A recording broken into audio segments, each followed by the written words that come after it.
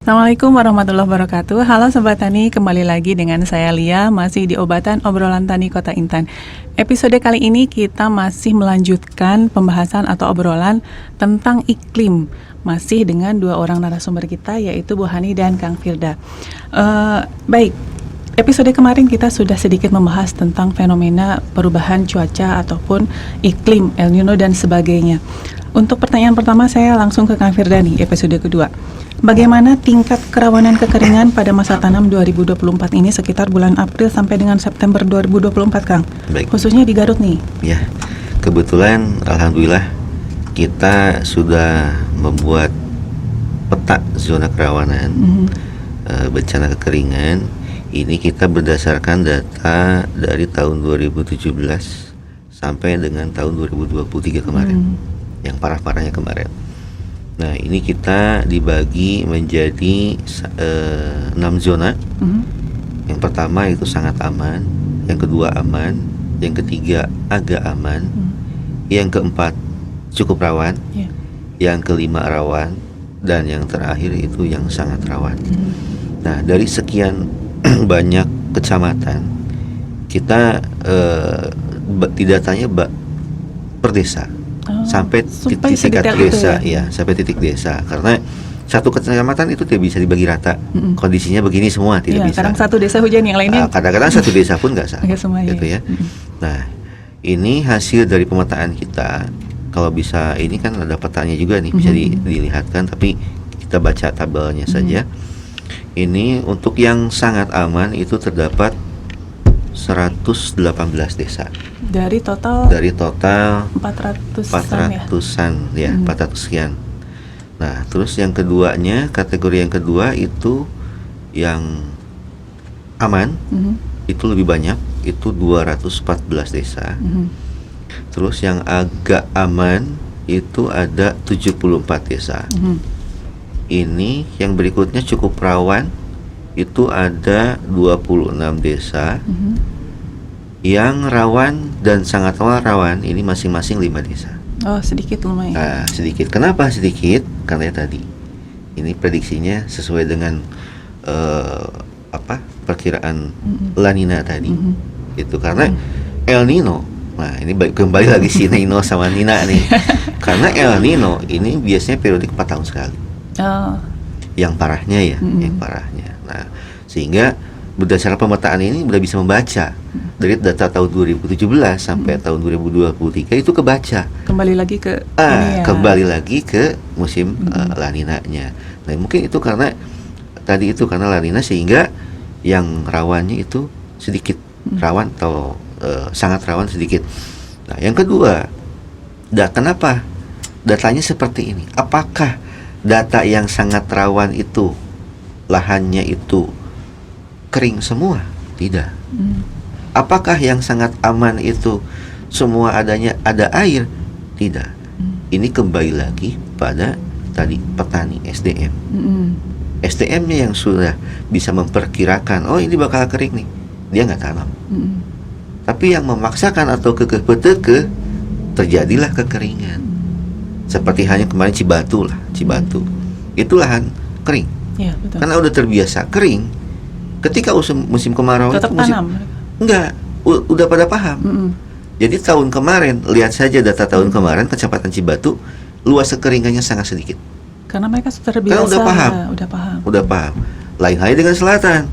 Ini selatan, ini masih banyak yang memaksakan. Sehingga cenderung lotre katanya kamu. Sehingga cenderung ketika musim kemarau tiba, luas kekeringannya lumayan luas. Nah, kenapa lumayan luas? Karena yang kita data kekeringan itu ada kekeringan yang ada pertanaman. Yang berat kita tidak data. Seperti Cibatu kemarin lahannya kering, tidak termasuk data. Tidak masuk data kekeringan. Yang masuk data kekeringan itu adalah lahan kering yang ada tanamannya. Gitu, yang memaksakan tanam itu. Seperti itu mungkin. Nah, jadi kerawanannya seperti itu. Mudah-mudahan prediksi saya ini berdasarkan hitungan itu tepat. Jadi yang rawannya itu sedikit karena menuju La Nina, tapi walaupun seperti itu kita tetap harus waspada. Para petani harus selalu diingatkan oleh petugas lapangan ketika menghadapi kondisi cuaca seperti ini.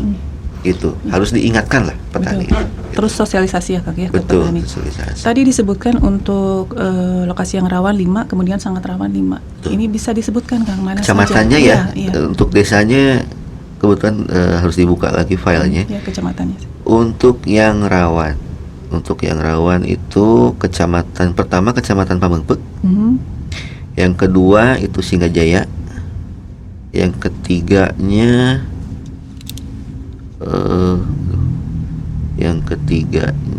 dua Singgajaya, yang ketiganya Kersamana, yang keempatnya Selawi. Pamengpeuk ada 2 desa. Oke. Ada 4 kecamatan. Jadi di selatan dan utara ya? Ya, selatan dan utara. Yang sangat rawan. Nah, ini yang sangat rawan itu pertama Cikelet 1 desa, Singgajaya 2 desa. Terus Leuwi Goong 1 desa. Lubur Limbangan 1 desa. Oke. Ini mungkin perlu ditingkatkan sosialisasinya kepada petani. Tapi Karena untuk yang daerah tengah tetap masih ada potensi nggak? Ada. Daerah tengah ada potensi. Ini kan yang cukup rawan. Nah, di bawah yang 2 itu ada yang cukup rawan. Ini cukup rawan, betul. Ini luas nih, ada beberapa 26 banyak kecamatan. Ini, 26 Ini untuk wilayah tengahnya, contohnya ini ada Bayongbong masuk nih, Bayongbong, Cisurupan, Karangpawitan, Leuwi Goong itu masuk wilayah tengah yang cukup rawan. Sisanya aman lah. Mudah-mudahan bisa diantisipasi ya. Amin. Oke. Saya ke Bu Hani dulu nih Bu. Dalam era teknologi informasi yang berkembang seperti sekarang, dari akademisi, adakah tools baik itu software ataupun hardware ya yang bisa digunakan petani untuk menunjang usaha taninya di kondisi iklim yang seperti sekarang?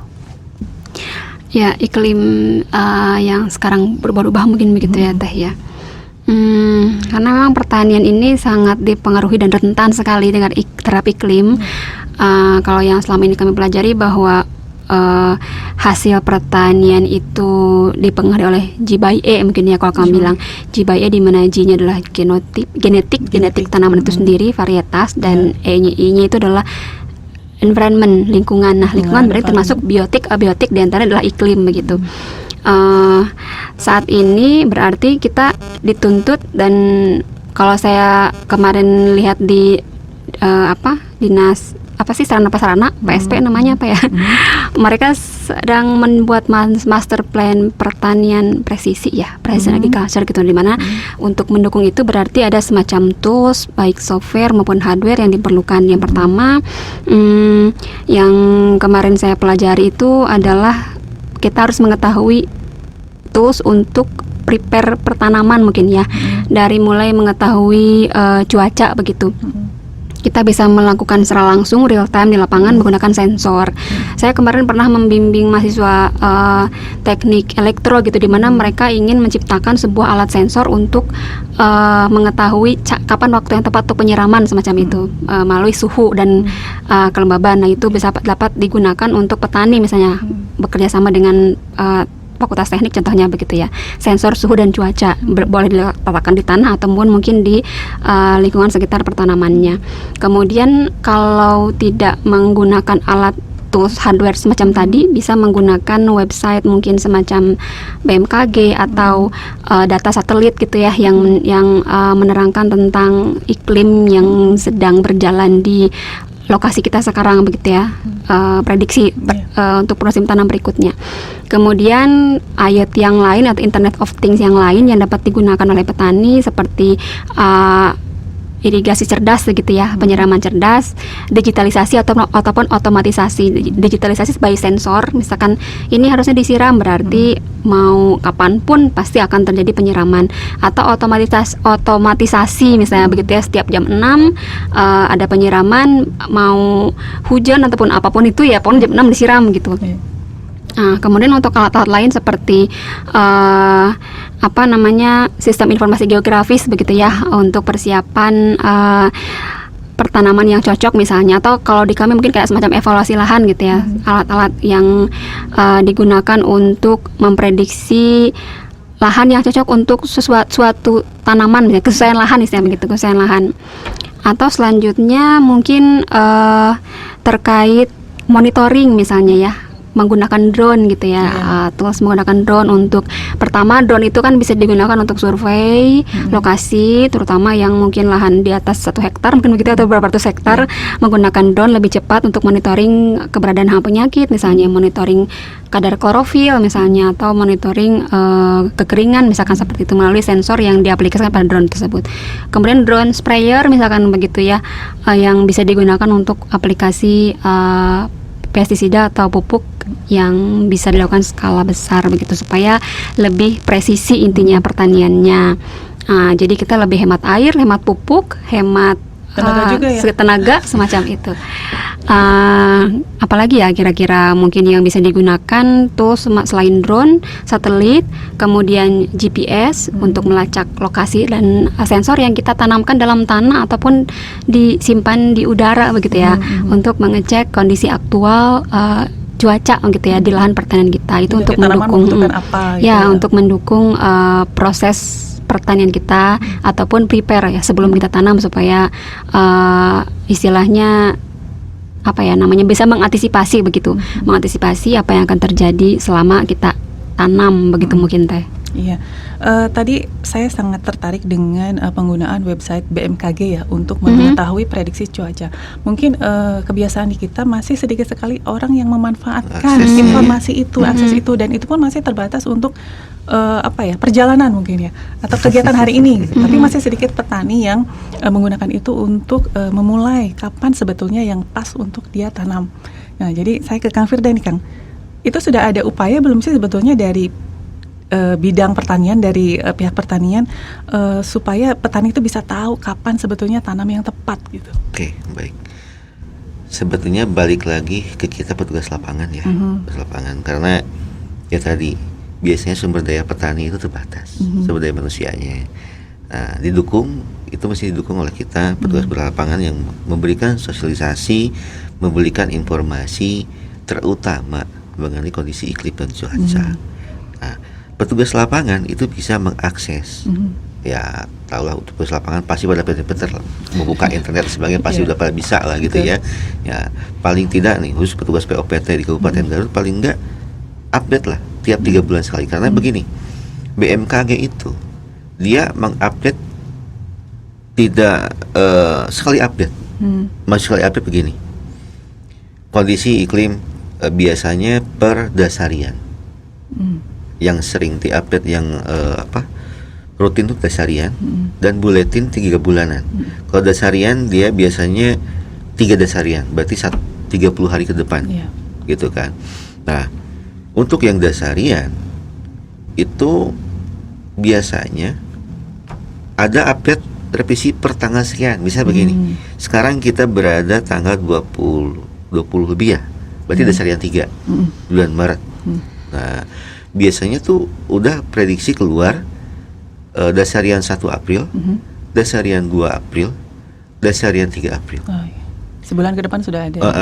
Nah, itu dikeluarkan misalkan per tanggal ini, tanggal 26 Sekian, 27 ya, 27 Maret misalkan.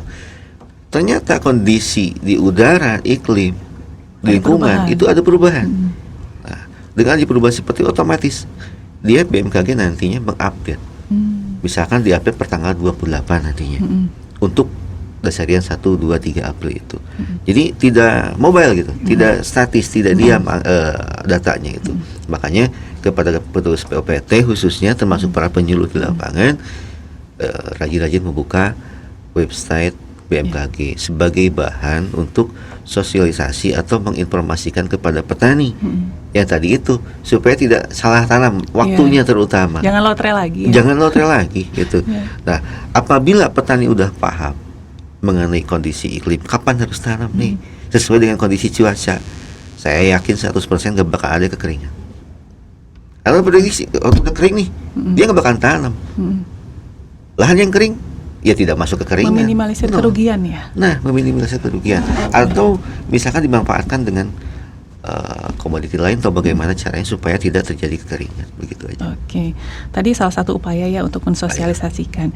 Kemudian sebelumnya Kang Firda menyebutkan bahwa selain itu ada upaya pompanisasi, pipanisasi ya dalam rangka perluasan area tanam.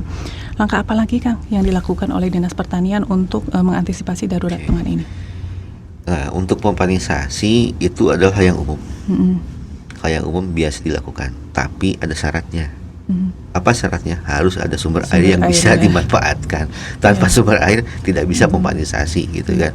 Bagaimana dengan kondisi lahan yang tidak ada sumber airnya? Nah, ini salah satunya adalah dengan cara pembuatan sumur. Baik sumur bor maupun sumur gali. Begitu. Nah, insya Allah kita dari provinsi untuk tahun ini ada 13 titik untuk bantuan di Kabupaten Garut, Kabupaten Sumur. Dan informasinya dari Dinas Pertanian Kabupaten Garut ini ada 11 titik. Jadi kalau dijumlahkan berarti 24 titik untuk tahun ini untuk sumur ya. Nah, selain itu ada cara yang lainnya untuk mengantisipasi supaya tidak jadi kekeringan. Seperti tadi mengatur pola tanam, waktunya kita update terus waktu kondisi cuaca di BMKG. Yang kedua tadi dijelaskan sama Bu Hani pengaturan varietas. Ada varietas padi yang tahan kering. Tahan kering ya. Tahan banjir ada. Nah, gitu kan. Kita masih kekeh varietas ini biasanya ditanam ini terus. Nah, itu kebiasaan petani seperti itu. Bukan hanya ketika kekeringan. Selatan aja yang notabene itu endemis OPT-WBC. Masih ditanam terus ya. Itu kan sudah rawan ya. Yang rawan IR64 itu udah nggak cocok. Udah nggak tahan lagi WBC. Tetap aja ada tanam.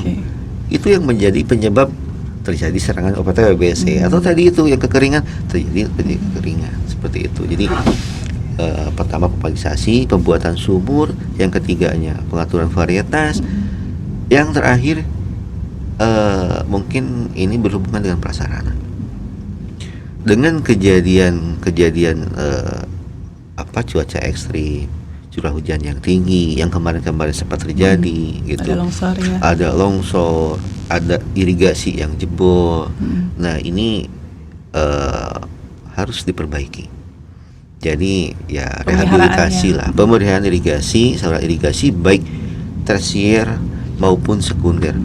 Nah, untuk tersier mungkin aksesnya lebih cepat, lebih mudah karena itu ranah Dinas Pertanian ya.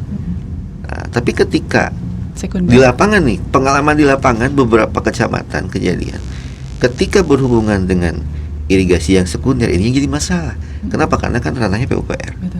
Petani pahamnya kita aja. Nah, sekalipun sudah diinformasikan, tapi mungkin karena memang ya mereka juga sama keterbatasan dana dan sebagainya. Ada yang melempar lagi ke provinsi dan sebagainya sehingga terlambat. Nah, ini mungkin yang poin terakhirnya yang perlu memang ditekankan bagaimana solusinya. Karena apabila irigasi rusak, contoh aja sekarang hujan terlalu normal ya sekarang. Tapi aneh kan ada yang ratusan hektar terancam kekeringan, bahkan sudah ada yang kekeringan. Karena irigasinya tidak bisa menampung irigasinya jebol, putus gitu. Nah, ini terjadi di wilayah Pangatikan, Karangtengah, Sukawuni. Itu satu titik irigasi sekunder jebol, terputus sekian ratus hektar kekeringan. Padahal musim hujan. Nah, seperti itulah. Baik. Nah, ini yang terakhir nih buat Kang Firda. Tadi sempat dibahas ada varietas yang tahan POPT. Selain kekeringan, tentu ada juga ancaman produksi pangan terkait dengan serangan OPT ya Kang ya, karena perubahan iklim ini tentu lebih rawan serangan OPT. Nah, ini kira-kira dari BMKG ada nggak peringatan seperti itu untuk kita mewaspadainya? Oke. Kalau untuk itu mungkin dari Kementerian sendiri ya, Kementerian Pertanian untuk kewaspadaan OPT. Kebetulan di bulan Maret ini, 2 bulan, Februari Maret. Februari itu ada surat kewaspadaan OPT dari Jatisari, Balai Besar Penerapan OPT. Nah, bulan Maret kemarin kalau nggak salah tanggal 14-an itu dari Direktorat Pelindungan Tanaman Pangan. Ini kewaspadaan untuk OPT tanaman padi dan jagung. Nah, untuk Kabupaten Garut sendiri menghadapi kewaspadaan OPT ini begitu ya. Kalau Garut OPT yang umum untuk padi itu ada 2, tikus dan penggerik batang. Oke, betul. Itu tiap musim, tidak mengenal La Nina, tidak mengenal El Nino, Ayo, wae. tidak mengenal musim hujan, tidak mengenal musim kering. Itu pasti ada. Nah, ini memang harus ditingkatkan kewaspadaan untuk dua OPT ini.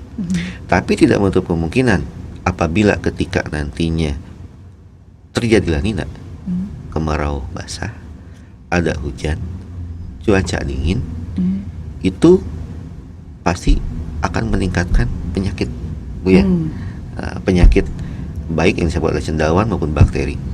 Nah, ini diantaranya untuk padi ada kresek, ada blas, atau untuk jagung ada bulei, ada juga hawar daun gitu. Tapi untuk padi lah yang perlu diwaspadi, untuk padi khususnya, karena yang sangat disorot sekarang ini padi, produksi padi.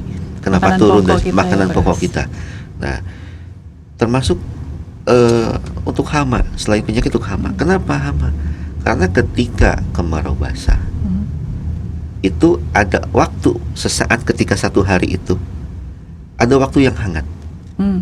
Nah, waktu yang hangat itu pada Ideal, tanaman itu bisa mempercepat siklus serangga, termasuk hama, termasuk WBC. Wah, Termasuk WBC. Tapi mudah-mudahan tidak terjadi. mudah-mudahan. Mudah-mudahan tidak terjadi seperti itu. Baik, terakhir saya ke Bu Hani, Bu. Terkait dengan fenomena cuaca sekarang tidak menentu, sebagaimana kita juga manusia kadang-kadang imun turun ya, Bu ya. Iya. Tanaman juga sama, nggak jauh beda makhluk hidup nih.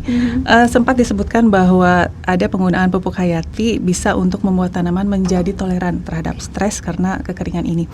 Nah, bagaimana mekanisme kerjanya, Bu, dan seberapa efektif sih penggunaan pupuk hayati ini untuk mengurangi stres pada tanaman?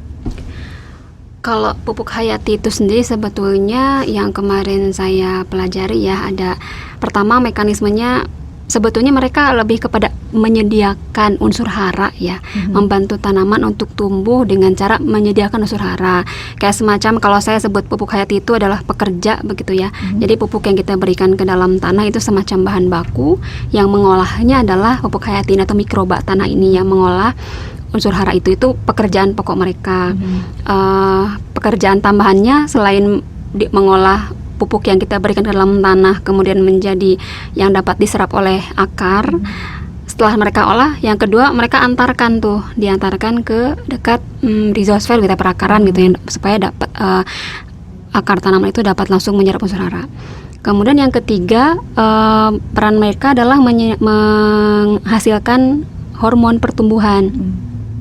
Hormon pertumbuhan yang dapat membantu tanaman untuk tumbuh, terutama mungkin bagian akar begitu ya, sehingga akar kalau dibantu oleh pupuk hayati ini dapat tumbuh lebih optimal, mengakses air lebih banyak, mungkin semacam itu. Kemudian menjelajah tanah lebih luas lagi begitu ya. Itu mungkin secara tidak langsung peran pupuk hayati ini dalam membantu tadi, nggak usah stres mungkin gitu ya, ini loh saya bantu dengan memperluas akarnya mungkin begitu. Kemudian ada lagi peran yang mungkin hubungannya pupuk hayati dengan OPT tadi, bahwa pupuk hayati ini dia membantu memerangi patogen tanah begitu ya, mikroba-mikroba antagonis begitu ya, penyebab penyakit yang terutama berada dalam tanah, penyakit tular tanah gitu ya, soil-borne disease. Jadi kurang lebih ada 4 mekanisme pupuk hayati tadi. Pekerjaan utama yang menyediakan unsur hara, mengolah pupuk yang kita berikan.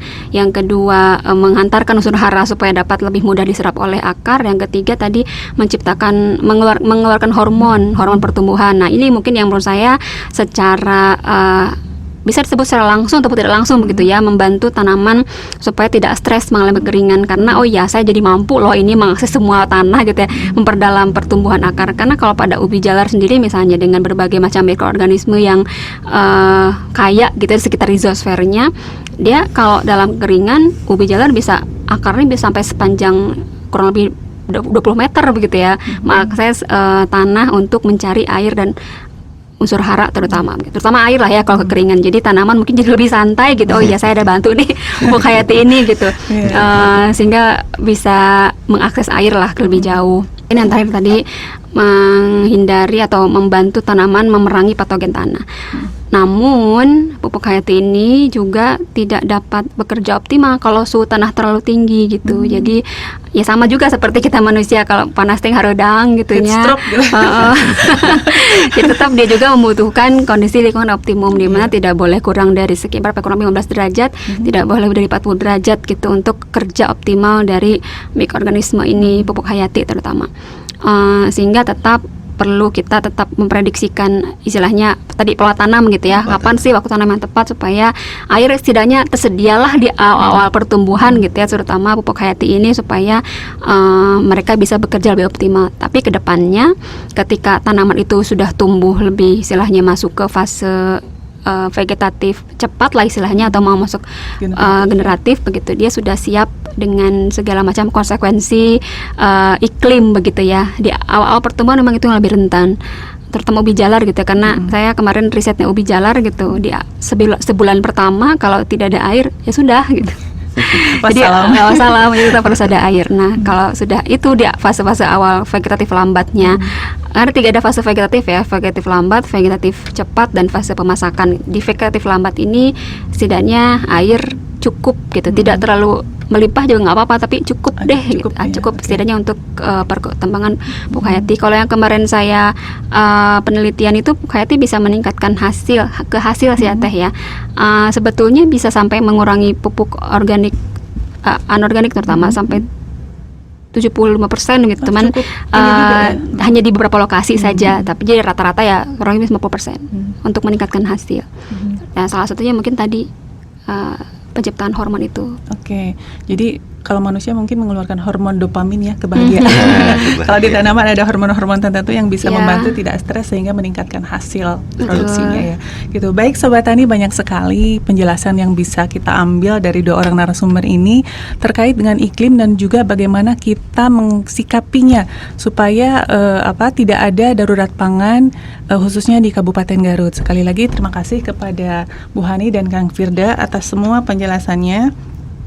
Jangan lupa selalu tonton YouTube channel kita Obatan TV, selalu subscribe dan juga share kalau ada masalah pertanian kupas tuntas di Obatan. Saya pamit, tetap sehat, tetap produktif. Assalamualaikum warahmatullahi wabarakatuh. Waalaikumsalam warahmatullahi wabarakatuh.